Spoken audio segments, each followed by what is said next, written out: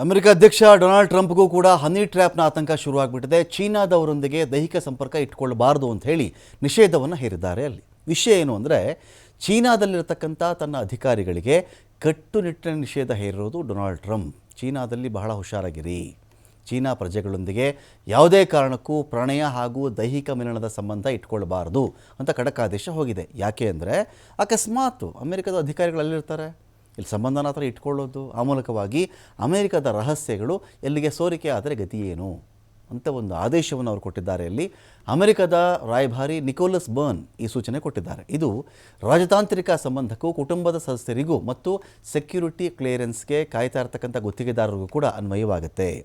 ಅಮೆರಿಕದ ಅಧಿಕಾರಿಗಳಿಗೆ ದೈಹಿಕ ಸಂಪರ್ಕ ಚೀನಾದವರೊಂದಿಗೆ ಬ್ಯಾನ್ ಯಾಕಾಗುತ್ತೆ ಅಂತ ಹೇಳಿದ್ರೆ, ನೋಡಿ, ಆತಂಕ ಇರೋದು ಇಷ್ಟೇ. US ರಾಯಭಾರಿ ಹಾಗೂ ಚೀನಾದಲ್ಲಿರ್ತಕ್ಕಂಥ ಅಧಿಕಾರಿಗಳು ಹನಿ ಟ್ರ್ಯಾಪ್ಗೆ ಬಿದ್ದುಬಿಟ್ರೆ ಕಷ್ಟ ಆಗುತ್ತೆ. ಚೀನಾದ ಗುಪ್ತಚರ ಇಲಾಖೆಗೆ ಅಮೆರಿಕಾಗೆ ಸಂಬಂಧಪಟ್ಟಂಥ ಮಾಹಿತಿ ಸೋರಿಕೆಯಾಗುವಂಥ ಆತಂಕ ಇದೆ. ದೈಹಿಕ ಮಿಲನದಂತಹ ಭಾವನಾತ್ಮಕ ಖೆಡ್ಡಾಗೆ ಕೆಡವಿ ಗುಪ್ತ ಮಾಹಿತಿ ಕದಿಯಬಹುದು.